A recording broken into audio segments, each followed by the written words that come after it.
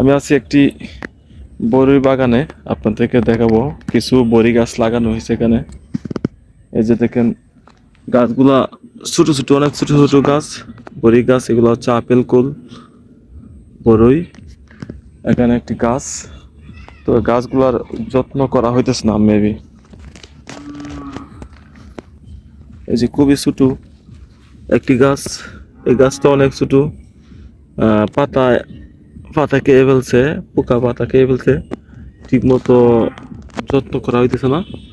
এখানে প্রায় 40 থেকে 50টি কুল গাছ আছে।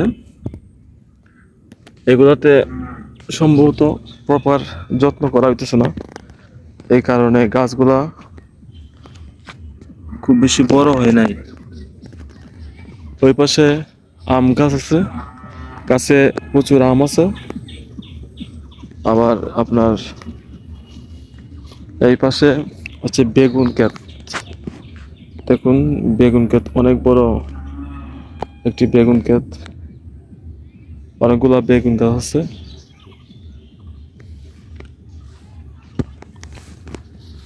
এই বেগুনগুলা, এই বেগুন ক্ষেতে বর্ষার পানি উঠে গেছিল, এজন্য গাছগুলা একটু ঝিমিয়ে গেছে, অনেকগুলা গাছ মারা গেছে। পাশে এটা ধান ক্ষেত, এখানে ধান ছিল, ধান ক্ষেতে এখনো পানি আছে, পানির মধ্যে মাছও পাওয়া যায়। ওই পাশে একটি রাস্তা, গাড়িগুলো আসা যাওয়া করে এদিকে। যে বেগুন, বেগুন গাছে অলরেডি ফুল দিয়া দিছে, এই যে গাছে ফুল চলে আসছে। তো গাছগুলা অতি বৃষ্টিতে গাছগুলা একটু জিম ধরে গেছে, মানে গাছে গুলাতে পানি থাকাতে গাছগুলা বড় হয় নাই। আর এই পাশে হচ্ছে কুল বড়ই, এগুলো হচ্ছে আপেল কুল। এই যে গাছ, এ পাশে কয়েকটা গাছ বড় আছে,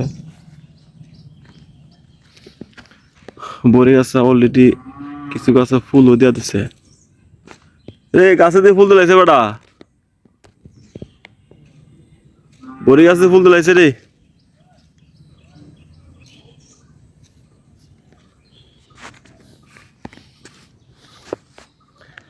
বেগুন ক্ষেতটা প্রায় 20 শতকের মতো হবে, অনেক বেগুন গাছ। ওই পাশে কিছু বেগুন মারা গেছে, বেগুন গাছ মারা গেছে।